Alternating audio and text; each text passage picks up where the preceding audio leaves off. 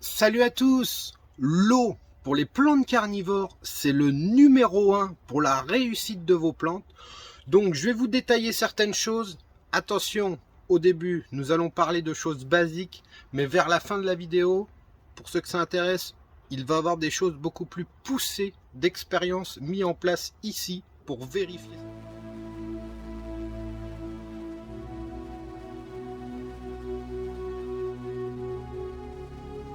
Donc tout d'abord, l'eau pour les plantes, que ce soit général, c'est le top numéro 1, le plus important pour réussir dans le monde végétal. Les plantes ont besoin constamment d'eau et surtout les carnivores ont besoin d'une grosse charge en eau. Les plantes carnivores ont besoin d'un substrat constamment humide, détrempé au maximum. Nous avons quelques exceptions, bien évidemment, pour l'Épinicula mexicaine et certains Drosera sur une période de l'année où la période végétative doit s'arrêter et rester plus ou moins soit humide, soit sec. Mais ce ne sera pas le débat d'aujourd'hui, ce sera vraiment sur l'eau pour vous éclaircir un petit peu plus. L'eau, au niveau des carnivores, déjà je vais vous présenter l'appareil indispensable pour vérifier la dureté de l'eau. C'est un truc qui vaut 10 balles sur internet. Et c'est la seule façon de vérifier la conductivité de votre eau, si elle est bonne ou pas. Nous avons une unité de mesure à utiliser pour vérifier si votre eau peut être utilisée. Donc en général, on utilise ça pour des eaux qu'on va récupérer. Donc, si on part sur de l'eau osmosée, l'eau osmosée, c'est la meilleure et la meilleure pour les plantes carnivores qui a, passant par osmoseur, une eau la plus pure possible. Après, quand on va retomber sur les eaux de pluie, donc c'est soit de pluie, soit de puits, attention, bien la différence, on ne peut pas vous dire oui, non, c'est pas bon, c'est bien, c'est pas bon. La seule façon de vérifier, ce sera ça. Vous pouvez avoir des puits qui sont dans des zones acides, donc en passant par la filtration du sol, va être acide. Ça va dépendre de la toiture utilisée. Parce que des fois, il y a des puits qui sont reliés par la toiture. Voir si c'est une réserve d'eau souterraine. Il y a beaucoup de choses qui peuvent jouer. Si le sol est calcaire, théoriquement, l'eau du puits sera calcaire.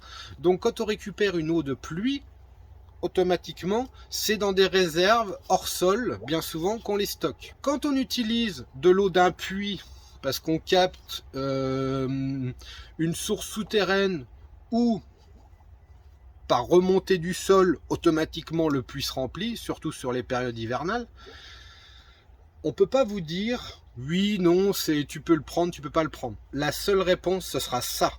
Et vous êtes le seul à pouvoir vous donner la réponse avec ces unités-là. Donc quand on va tester les unités là, donc je vais pas rentrer dans des détails, il y en a certains qui vont tiquer parce que eux ont peut-être des bases plus scientifiques, mais moi aujourd'hui je vais vous donner des bases au-delà, on va dire, de choses classiques que un jardinier peut remarquer. Et faire on fait aussi quelques recherches pour savoir, pour s'améliorer.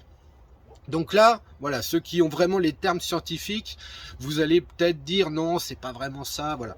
Mais ça va déjà être une amélioration pour vos cultures.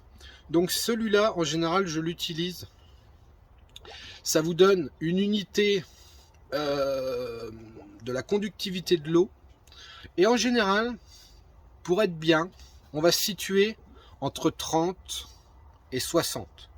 C'est des micros, je sais plus trop le terme là, ça me revient plus, micro. Donc quand vous l'allumez, le top du top au niveau de l'eau, les meilleurs en eau, ça va être entre 30 et 60. Moi perso, quand j'arrose à l'eau du robinet, ici, j'ai utilisé l'eau terme robinet. J'utilise pour les carnivores l'eau du robinet sur la période estivale parce que je n'ai plus la possibilité de faire autre chose. Donc c'est soit on arrose, soit on attend qu'il pleut. Et à mon avis, vu l'été qu'on vient d'avoir, c'est la catastrophe. Une eau du robinet, pour moi, qui a été testée en dessous de 200. C'est encore jouable. C'est encore jouable. Quand on va se rapprocher des 300, là, ça devient vraiment critique. Moi, personnellement, je les arrose voilà, sur une courte période de l'année. Et après, effectivement, elles vont repasser à une eau beaucoup plus pure sur le reste de l'année. Mais moi, perso, je ne remarque pas réellement de différence d'utiliser de l'eau du robinet sur une petite période. Le détail le plus approfondi, c'est déjà quand vous êtes en culture hors sol. Donc une culture hors sol, je le rappelle, c'est une culture en pot. On utilise des soucoupes. Des soucoupes qui montent en température, parce que les soucoupes sont bien souvent noires. Donc, les plantes qui baignent dans une eau à 30 degrés, 30-40 degrés, je sais pas, ça peut monter, oui, je pense que ça peut monter très haut, parce qu'il n'y a pas beaucoup d'eau, et en plus de ça, avec la bâche noire en plein soleil, la température monte très haut. Donc, il faut essayer de renouveler cette eau régulièrement. Toujours rajouter de l'eau constamment froide, hein, même si ça n'a pas forcément besoin sur le coup, mais remettez de l'eau quand même dans la... Si c'est des grandes soucoupes dans la semaine, si ça sèche pas trop vite, on essaye de rebrasser de l'eau pour rajouter un peu de fraîcheur. L'eau chaude est mauvaise d'un certain point, parce que quand vous êtes dans les in situ de version naturelle, déjà votre tourbière elle est enterrée et la superficie fait que bien souvent l'eau ne monte pas en température comme ça d'un coup pour atteindre des 30-40 degrés. Donc il faut essayer de rafraîchir votre eau. Et le point important, c'est que quand on a des températures d'eau qui montent en température, le problème c'est que nous allons avoir des développements d'autres choses. Donc en général, déjà, le premier point qu'on a, c'est un développement d'algues filamenteuses. Donc, quand vous avez un développement d'algues filamenteuses, moi, je suis sans arrêt en train de les retirer. Et du coup, si vous laissez ces algues vertes qui ressemblent à des fils, eh ben, vous allez modifier directement le pH de votre eau. Donc, si vous utilisez de l'eau de pluie pour avoir des soucoupes remplies d'algues, la conductivité et la dureté de l'eau va complètement changer. Les algues captent l'azote, ce qui est mauvais pour les plantes carnivores au niveau du système racinaire. Les plantes carnivores ont besoin d'un captage d'azote par les proies capturées par les pièges et non par le système racinaire. Donc, ces algues, il faut constamment les changer, il faut constamment les enlever, pardon. Donc, déjà, ça, c'est un des points importants. Deuxième chose, quand on a des eaux qui croupissent de trop, on a un développement, je sais que ça dérange énormément de personnes, c'est un développement de larves de moustiques. Et le troisième point, c'est le développement que j'ai appris récemment, et je m'en doutais plus ou moins déjà du truc. Nous avons un développement de bactéries dans les eaux qui sont mauvais pour certaines plantes au niveau des racines. Donc pour vous faire la différence, si on prend les Sarracenia, c'est des plantes qui poussent dans des milieux plats stagnants. Donc en théorie, elles sont plus ou moins tolérantes de ces bactéries qui vont s'installer au niveau de l'eau. Si on fait la différence au niveau de la faune, vous allez avoir des animaux qui vont pouvoir se nourrir de charognes, hein. Quand vous prenez un petit peu les animaux africains qui se nourrissent de carcasses et de choses comme ça, n'auront pas les mêmes intestins que nous. Nous, on ne pourrait pas manger une carcasse de viande qui a traîné 3 jours au soleil. Voilà, pour que vous faisiez bien la différence entre les plantes. Donc les plantes qui poussent dans des zones où c'est clos et brassé régulièrement, eh ben, on va avoir ce problème au niveau de ces bactéries qui peuvent être néfastes pour les plantes carnivores. On va essayer au maximum de réduire ces bactéries. Le point numéro 1, pour réduire les bactéries, les larves de moustiques et les algues filamenteuses, déjà, quand vous êtes trop envahi, ou le faire régulièrement une fois par mois, une fois dans le mois, vous laissez la soucoupe s'assécher pendant 24 heures. Ça va tout détruire. L'algue automatiquement va sécher, hein, c'est des choses aquatiques, donc elles vont sécher au contact du soleil et qui ne seront plus dans l'eau. Les larves de moustiques, c'est des insectes aquatiques. Et les bactéries, c'est pareil, elles ont besoin d'être dans l'eau pour survivre. Donc si on leur prive de l'eau, automatiquement les choses seront détruites. Pour en revenir aux bactéries, donc ça c'est quelque chose que je vais énormément approfondir parce que, comme je vous dis, l'eau c'est une des choses numéro 1 pour les carnivores. Donc on parle souvent de fraîcheur pour Darlingtonia, admettons. Donc je vais parler de Darlingtonia parce que c'est vraiment un exemple. Et aujourd'hui, Darlingtonia, nous n'arrivons toujours pas à capter le secret. Peut-être une avancée aujourd'hui à ce niveau-là. On croit toujours que les Darlingtoniens ne supportent pas la chaleur. J'en ai discuté avec des personnes de l'Oregon, donc qui habitent sur place. Les Darlingtoniens ont des températures de 40 degrés et tiennent très très bien. Des personnes s'être rendues sur place, le Darlingtonia n'a rien à voir avec les plantes en culture. Les têtes des Darlingtonia, vous les prenez dans la main. En culture, bien souvent, la tête du Darlingtonia, vous prenez 3 doigts, vous la tenez dans la main. Là, il faut la main pour tenir la tête. Les têtes de Darlingtonia sont complètement différentes de ceux qu'on a en culture. Donc, on est en train d'approfondir au niveau de Darlingtonia, ça va être étudié. C'est vraiment un truc voilà, que je me suis rendu compte ici. Tablette, eau qui monte à 30-40 degrés. Système circuit fermé avec une pompe. Je me suis dit, c'est nickel. Le Darlingtonia va avoir un système de goutte à goutte constamment. Et bien malheureusement, le Darlingtonia, le gros pot où il y avait plusieurs pots de plantes dedans, la plante a claqué directement dès les premières chaleurs. Donc ça doit correspondre à tous ces éléments. Donc déjà nous avons la chaleur, nous avons les bactéries qui sont proliférées dans l'eau, et en plus de ça je les ai remontées par le système de goutte à goutte, donc je les ai remis en plus de ça en surface au niveau des racines, et les bactéries ont dû attaquer le système racinaire du Darlingtonia par l'eau. Deuxième installation, juste derrière moi, donc vous voyez, Darlingtonia en serre, Darlingtonia en serre, nous comparons deux choses identiques. Autre bac avec une filtration en dessous, donc qui n'est pas exposé au soleil, donc qui monte moins en température et le volume est beaucoup plus important. Donc l'eau est recaptée par le dessous pour remonter dans les Darlingtonia. Donc à l'intérieur de cette réserve, une pompe. L'eau qui ressort et l'eau qui est dans les bacs est cristalline. Pourquoi elle est cristalline? Parce que dans ma réserve sous la tablette, j'ai installé une pompe pour déjà un premier filtrage. Donc il y a un premier filtrage au niveau de mousse à l'intérieur de la pompe, hein, la filtration traditionnelle. Il me semble que nous avons 2 petits sachets pour refiltrer plus les particules plus petites. Et pour terminer, avant que la pompe ne me recrache l'eau dans le bac, je vais vous montrer le système après. Pour que l'eau me recrache le système dans le bac juste au-dessus, ça passe par lampe UV.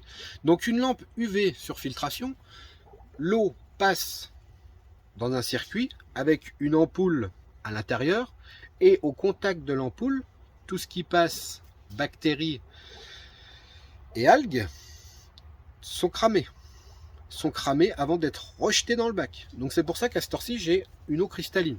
Je vous parle pas d'un truc qui a été mis en place il y a une semaine. C'est un truc qui tourne depuis un mois. Qui tourne depuis 2-3 mois. Donc l'eau est toujours restée cristalline. Le reste, c'est complètement vert, c'est complètement filamenteux. Le souci qu'on peut avoir quand on fait ces installations-là, c'est que le système, ok, marche par pompe. Nous pouvons avoir une installation tout de même de bactéries si l'eau est mal brassée à l'intérieur de la soucoupe. Donc théoriquement, c'est sûr que dans des petites soucoupes, nous ne pouvons pas le faire. Donc des petites soucoupes, ce qu'on va faire, c'est qu'on va laisser assécher le contenant un certain moment. 24 heures, hein, méfiez-vous, ne laissez pas une semaine pour dire que vous voulez vraiment tout brûler. Mais quand l'eau est recrachée dans le bac, le seul problème c'est que quand vous avez des pots, le problème vous avez des parties mortes d'eau qui ne sont pas du tout en mouvement. Donc des fois ça va réussir un petit peu à s'installer, mais c'est vraiment de façon minime. Donc voilà, ça peut être une grosse amélioration. Pensez bien qu'il y a un réel problème aujourd'hui avec les bactéries. Donc c'est surtout monter en température. Nous vérifions toujours la qualité de notre eau avec cet appareil-là. Cet appareil-là est un point aussi très important, c'est que vous essayerez.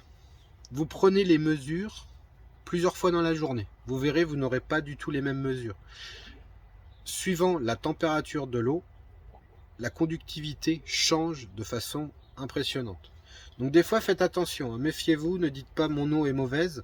Il faut vraiment suivre les bonnes températures. Donc, nous allons terminer cette vidéo. J'espère que j'ai pas oublié de certains points, parce que des fois, je me dis, ah, quand je fais le montage, je me dis, j'ai oublié de parler de certaines choses. Mais malheureusement, hein, j'ai pas une fiche sous les yeux. Je vous fais la vidéo comme ça. Donc des fois, c'est vrai qu'on oublie des choses très importantes. Mais là, je vais vous parler d'un point important. Dans les bacs, j'ai fait un test. C'est plutôt concluant. Quand vous avez des algues filamenteuses, comme je vous disais, c'est qu'il y a un dérèglement au niveau de votre eau. Il y a un gros problème dans votre eau. Donc c'est pour ça qu'il y a un développement d'algues et de bactéries. Les choses qui peuvent être faites pour modifier ce phénomène, c'est d'une part, c'est d'utiliser, comme en milieu naturel dans certaines mares, ça va être des plantes accompagnatrices. Donc des plantes accompagnatrices pour ce genre de choses, on peut pas mettre 50 000 choses. Le mieux dans vos bacs, c'est de mettre de la lentille d'eau. Hein, c'est des toutes petites plantes qui flottent, tout le monde connaît ça. C'est des petites lentilles d'eau qui s'installent bien souvent dans des eaux stagnantes en extérieur.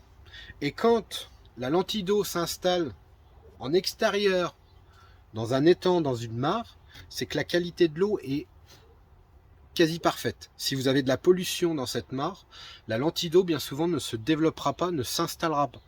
Donc déjà nous avons la lentille d'eau. Ça filtre, c'est une manière filtrante naturelle. Deuxième chose, quand vous allez avoir vos tablettes qui sont complètement vertes, et moi je trouve ça beau, hein. Il y en a peut-être qui vont dire ça ressemble à...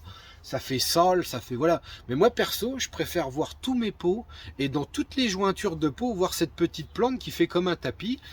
Et plutôt que d'avoir des algues qu'on est toujours en train de retirer à la main, qui fait vraiment une eau croupie, vraiment sale. Mais moi je préfère voir ça. Et la deuxième chose, quand vous mettez des lentilles, ça va vous limiter le passage de la lumière. Donc quand ça fait vraiment le tapis tout vert, déjà vous allez avoir l'eau qui va chauffer beaucoup moins vite. Et vous allez avoir ces algues qui ne pourront pas non plus se développer parce qu'elles sont privées de la photosynthèse vu que c'est au noir. Donc ça, c'est des choses que j'ai mis en place depuis 1 an, que je suis entièrement satisfait. Ça me plaît bien la lentille. Par moment, malheureusement, si on ne met pas une grosse quantité de lentilles dès le démarrage, le souci, c'est que des fois, l'algue filamenteuse prend le dessus.